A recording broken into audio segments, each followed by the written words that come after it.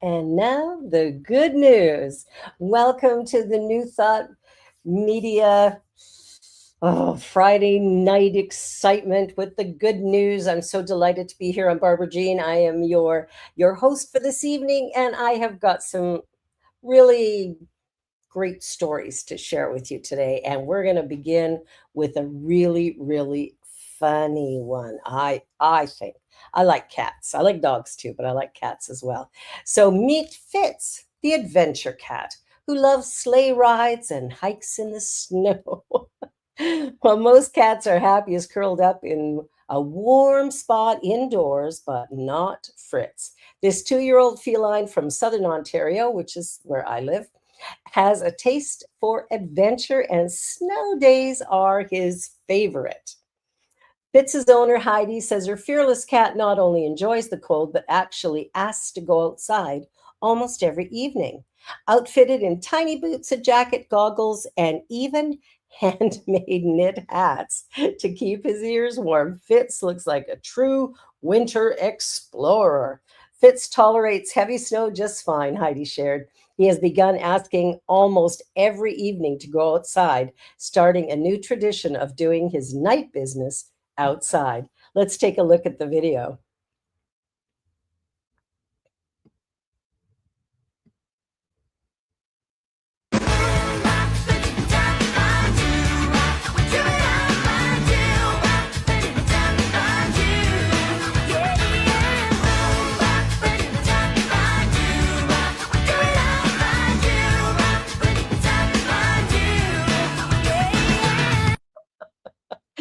Pulled by the dog. That's hilarious. Anyway, I just love that. Animals, I think, make our lives better because they do bring us joy. All right. Well, moving along to a very heartwarming story. A woman surprises her mother with the bedroom she never had after years in and out of homelessness. Yes. A daughter who became the first in her family to graduate from college has handed over the master bedroom of her new apartment to her mom, who in 64 years never had a room of her own. The duo grew up in poverty and uncertainty, homelessness and insecurity, but through it all, Annette Duarte never stopped being the rock for her daughter, Anna. Experiencing homelessness and shelter stays multiple times growing up, Anna recalled to People magazine that while the chaos of her surroundings filled her with anxiety, Annette would always find some way to prevent the worst from happening. This carried on until Anna received a scholarship to Florida Atlantic University and graduated with a degree in social work before joining one of the largest Christian charities in the country. Helping the poor, work she saw so often growing up, is now what she does for a living that has afforded her the opportunity to pay rent in an apartment, buy groceries, and even decorate a bedroom for her 64-year-old mother. Most of the time, we stayed in cramped rooms in rundown places because that was all we could afford, Anna told People.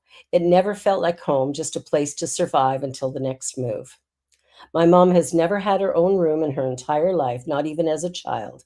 I wanted to give her something that symbolized peace, dignity, and a fresh beginning. Anna recorded the decoration and the reveal of her mother's new bedroom on her TikTok account. Do you want to show that video, Deja?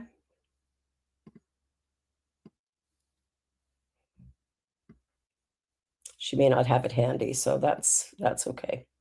So, moving right along, let us move along to a young hockey player. Oh, there is this the video that I was asking about?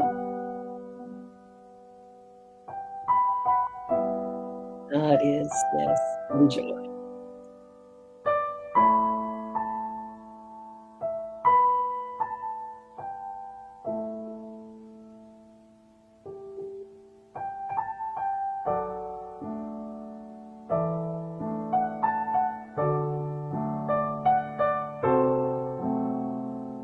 Beautiful.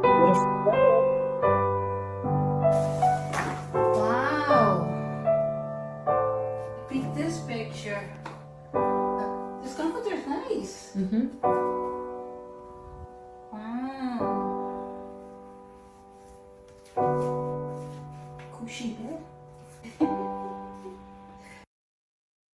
That's beautiful. That's beautiful. So nice to be able to pay it forward and do something that, is a first. I love that. I love that so much. Well, here is a truly remarkable story of a young hockey player who returns to the rink 9 months after a devastating injury. From the ice hockey rinks of Minnesota comes the story of a young man determined not to let an injury change his life the way his doctors assured him it would. Whether the desire to get back on the ice or faith in his creator, Jackson Drum defied the odds of a C1-2 spinal cord injury suffered whilst playing and is regaining capacities typically lost forever under those circumstances. He wasn't supposed to have any movement or be able to breathe or drink or anything, said his mother, Erica, who added that the chances of him doing what he went on to do were 1 in a trillion. When we told him he was paralyzed in Canada, he was like, I'm not going to be paralyzed, he told CBS News. Erica told CBS News. The Good News Network isn't saying that all miraculous recoveries are possible through that statement of belief, but all miraculous recoveries tend to start with a statement of belief of some kind.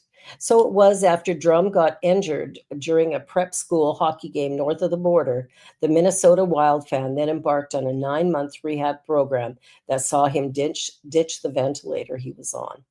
He wasn't supposed to get off the ventilator. Then he got off the ventilator. Then he wasn't supposed to be off a feeding tube.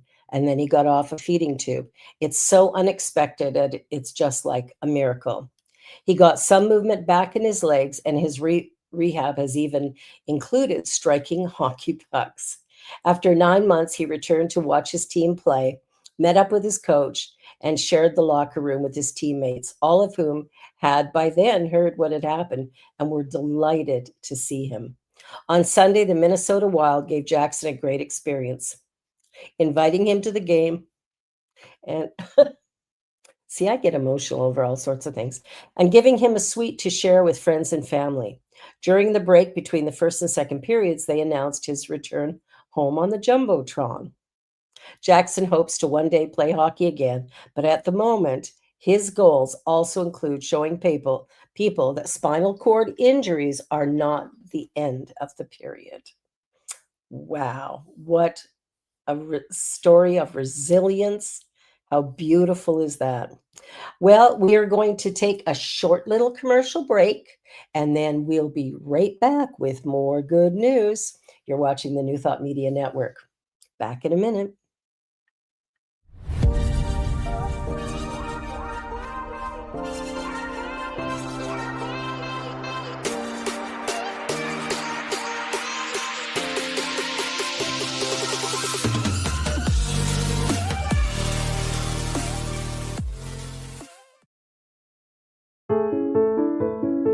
New Thought Media Network.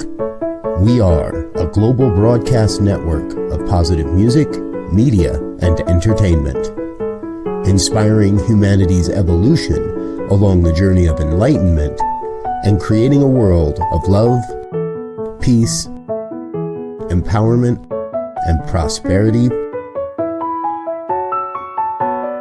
for all. New Thought Media Network. Positively inspiring.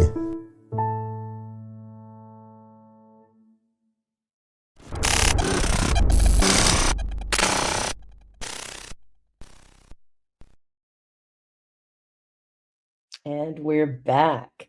Well, here's another really great story. This one is just too funny. When I saw this story on the Good News Network, I just couldn't resist. It had to be shared. A man is shocked to find his dog giving a baby koala a piggyback ride. Yes, you heard me right. A baby koala on the back of a dog. The human world is full of headlines about people who can't get along, and sometimes peace and harmony seem impossible. Thankfully, a cute animal story from Australia can remind us there's another way. A few weeks ago, Steve Lamplow found two creatures from opposite corners of the animal kingdom bonding in his backyard. While at home in Victoria, Steve heard his dogs barking and a commotion outside. When he went to investigate, he found an epic surprise on the back of his golden retriever, Denny. A baby koala was hanging on for a cross creature piggyback. It was quite amazing to see, he said in a story by People, especially when Denny was running and the baby koala was bobbing up and down like a jockey.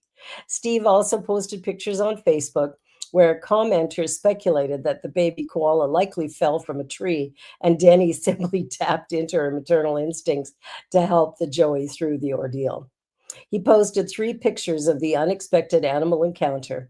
In one of them, Denny, the retriever, seems to be smiling fully, perhaps even proud as the little koala hangs on his paw like someone might cling to the back of a motorcycle driver. Unfortunately, the animal adventure couldn't last forever. The little koala needed to be returned to its mother, so he carefully removed it from his dog and placed it in a nearby tree where its mom could find it later. The plan worked perfectly. The koala mama eventually returned for her offspring without any issues.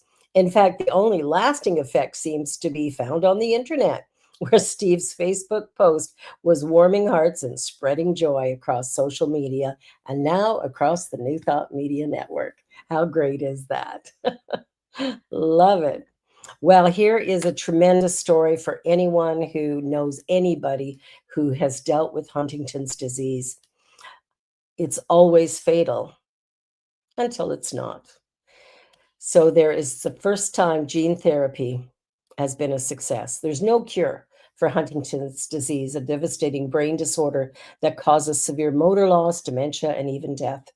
But a clinical trial delivered positive results this week, finding that patients receiving a new treatment for 36 months experienced 75% less progression of the disease overall. And that's compared to patients who did not receive the treatment. This is the first time a drug trial achieved a significant slowing of Huntington's progression, according to Uniquera, a gene therapy company based in the Netherlands and the United States. The new gene therapy, AMT-130, was performed on 29 patients, including 12 who were given a high dose.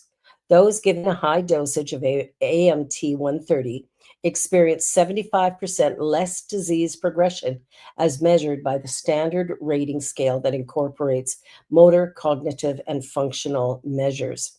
There was also a statistically significant benefit as measured by other scales of disease progression, including motor and cognitive function. The researchers also measured participants' levels of neurofilament light protein, a protein that is released into the spinal fluid when neurons are injured, a useful marker for neuro damage. The scientists found that NFL levels in the spinal fluid were lower in people treated with the drug than they had been at the start of the trial, even though NFL levels would be expected to increase by 20 to 30% over 3 years. They say this suggests, of course, that the disease has been slowed. The trial, conducted by scientists at University College London and funding from Uniquera, also found that AMT-130 is generally well tolerated by study participants and has a manageable safety profile. This sounds like it could be brilliant news for anyone who has it or maybe prone to it. So, wow, that's awesome. Okay, well, here's a fun soccer story. We're just mixing it up today. And most of these stories are coming from the Good News Network today, and a couple of them from Sunny Skies. If you want to go someplace and find good news, if you're not finding it here, you'll always find it here. Let's put it that way. All righty. So, pub owner Justine Loriman loves soccer and has spent the last year transforming the garden area of her establishment into a mini stadium with its very own terraced seating, mini football pitch, and outside bar area with seats given to her by the local team. Her pub is called the Royal, I'm not sure how to pronounce that, the Royal Dyke. after the most successful manager of Burnley FC in recent times. Burnley are at the center of the community. Justine has called the garden Little Longside in reference to one of the stands at the club's stadium, Turfmoor, and spent $38,000 on the project. The idea came after I bought the badge, which used to hang in front of the home dugout. The director of fan experience, Russell Ball, asked if I wanted it after they managed to get hold of it when they were resurfacing the pitch.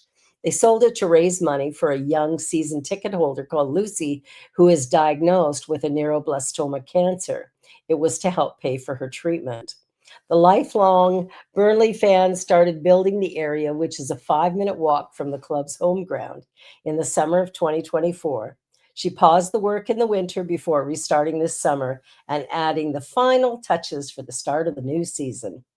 The seats are originals from Tough Moor's cricket field stand, which were removed last year to make way for the new safe standing area. It also has an outdoor bar, which serves a selection of draft beer and a football net for those wanting to kick the ball around a little bit. That sounds like a pub I would love to visit. Doesn't that sound like fun? Look at that place. Wow. Okay. Well, when it comes to people, sometimes when we watch the news and stuff, we think the world is just going down the drain, going down the tubes. But there are a lot more good people in this world than otherwise. And here is just a prime example of somebody who went the extra mile. A gumbo cook worried about a regular customer's no-shows goes to his home and saves his life. Something had to be wrong. For over a decade, his routine was as reliable as the sunrise. Every day around 11 a.m., the door to the shrimp basket in Pensacola, Florida would swing open and one loyal customer would walk in. Donnell Stallworth, a cook at the shrimp basket, said the regular visit is like everyone's grandpa. They liked him so much that a few months ago, the staff threw him a party to celebrate his 78th birthday. Every day, the old man orders a cup of gumbo before heading home again. But earlier this month, the man stopped showing up. As the days mounted, concern spreading among Donnell and the staff. Where was he? Donnell was determined to find out because by this point, the old guy was something more than a customer. He was a friend. I just left work, went to his house, and knocked on the door like 2 times. The third time I knocked on it, I kind of stayed up for a minute and I knocked again, and I heard him like, help, and who is it? When he heard it was Donnell, the man who wasn't named for medical privacy reasons, invited him in. He was sprawled on the floor where he had been lying for days after falling. His body was badly bruised with multiple ribs broken, according to the news report. Who knows how long he would have been lying there had no one else noticed he was missing. That daily cup of gumbo and a cook who cared likely saved his life. He was in tears, like, I don't even know how long I've been here, Donnell recalled. Paramedics arrived soon afterward, and the senior is now on the mend, working his way back to health with a steady diet of rehab and a cup of gumbo delivered every few days by the kind chef. How beautiful is that? Things happen, and when we're elderly and we live alone, it's a really good idea to make sure somebody knows where you are and what you're up to. Okay, so here's a really cool story. Again, dogs, dogs are remarkable. Man's best friend recognized as Dog of the Year for saving him from a bear attack. Yes, a Canadian dog lover. All these Canadian stories. I'll tell you. This is from where I used to live in Calgary, Alberta. So a Canadian dog lover has gotten to learn all over again why they call the animal man's best friend after his own brave pooch deterred a bear attack. On a familiar trail in Cochrane, which is near Calgary, Craig Campbell was on a walk with his dog, a 10-year-old Doberman named Knight. It was a trail he had taken with Knight several times, but the routine physical activity suddenly turned into a life or death situation. There in the bushes, a grizzly sow with her 2 cubs had wandered into the woods sandwiched between farms. Even still, Campbell had his bear spray, but having it is only half the challenge. The other half is using it. I managed two thoughts, Campbell recalled in an interview with CTV News. First of all, I said to myself, this can't be happening. And then I realized I wasn't going to get the bear spray out in time. And I said to myself, I'm about to die. Just then, Knight came from beside in a flash and put himself between the man and the bear. Towering 7 feet on its hind legs above the crouching, barking dog, it gave enough time for Campbell to arm himself, but by then the bear huffed and went back to her cubs. An avid trainer, Campbell has for years been training Knight in the German sport of Schutzhund, often used to train the breed, and others like it as police dogs. He believes this is why Knight ran at the bear when others might have run away, tail between their legs, as it were. He's a very brave dog. To have an animal that literally stood between me and death, there's no better friend than that. What a great story. Oh my gosh, what a beautiful dog. I am just, I'll tell you, we have some good people in the world, some good dogs in the world. All right, so here's a great story from Sunny Skies. An anonymous donor pays off all school lunch debt in Taylor, Texas. Yes, families in Taylor, Texas just got a wonderful surprise. An anonymous donor has paid off all outstanding school lunch debt for students in the Taylor Independent School District. The district shared the heartwarming news on a post on social media, writing, "A generous Taylor resident has paid off all current negative lunch balances across the TISD.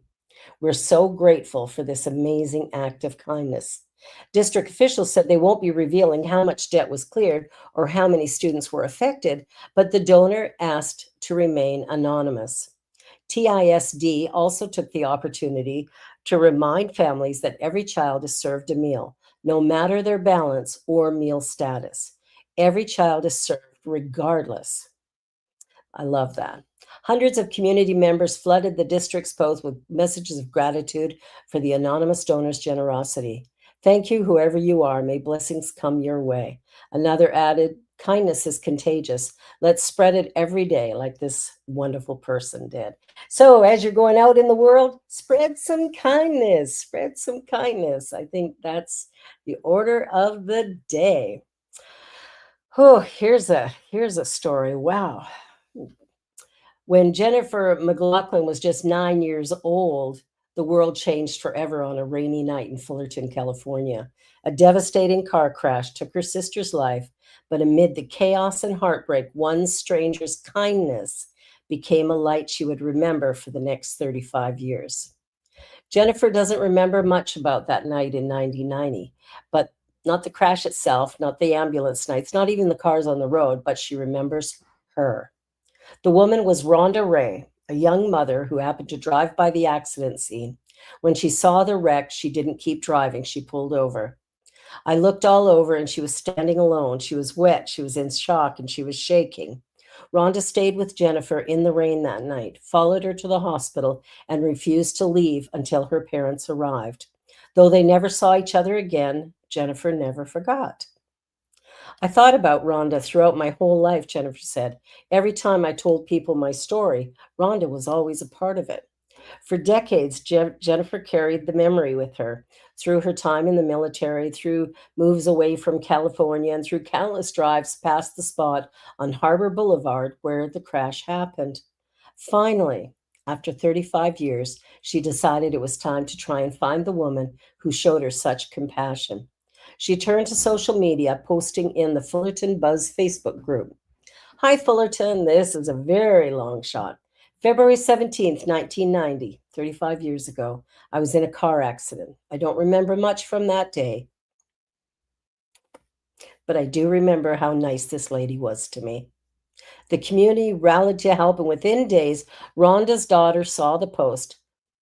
Hi there, I believe you are talking about my mom, she commented. And soon after, Jennifer and Rhonda were on the phone.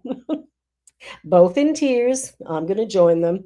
Jennifer called me, and as soon as I heard her voice, we were both crying. I was so happy she's okay and is such an amazing human being. Me and my tears. Don't you just love it? All righty. Well, I'll tell you, that was a moment. That was a beautiful moment. All right. So one more story. A hero beachgoer dives into rip current to save a young woman at the Jersey Shore. Yeah, Ocean City, New Jersey. A beachgoer is being praised for his bravery after rescuing a young woman caught in a dangerous rip current off the Jersey Shore. Frank LaFera was enjoying a quiet afternoon when he heard someone yelling for help. A gentleman down by the water line here. He starts screaming for help, and I said, okay, gotta go. Without a second thought, Frank dove into the rough surf and swam hundreds of feet to reach the woman, who appeared to be in her late teens or early 20s. But once he got to her, things got even more dangerous. She got over to me and she jumped on my shoulders with her arms and started pushing me under. So I had to push her back and say, calm down, relax, I'm here to help. As he guided her back towards shore, another beachgoer, Johnny Serta of Ventnor, swam out with a flotation device to help bring her in. By the time emergency crews arrived, the young woman was safely back on land thanks to the quick action of two strangers.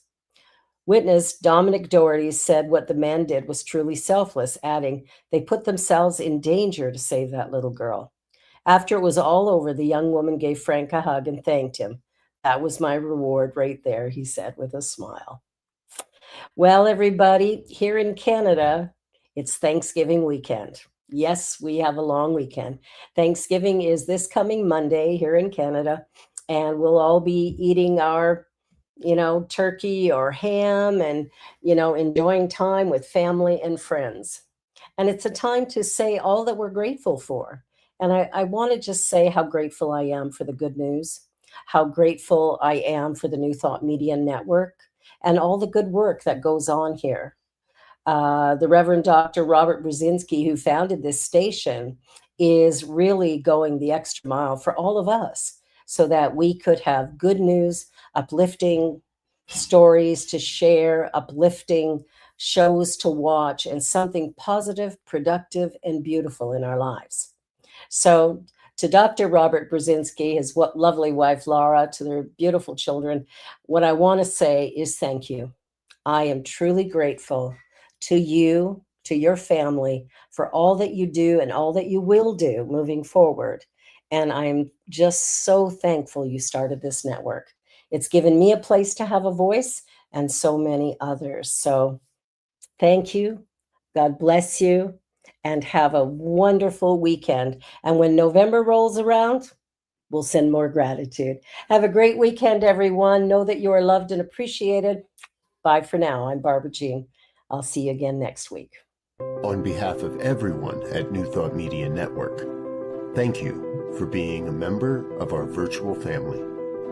Your financial contributions help share the New Thought message with people from around the world. Please visit and contribute at www.ntmedia.org/donate. New Thought Media Network. Come be you. And please like, share, and subscribe. Until next time, peace and blessings.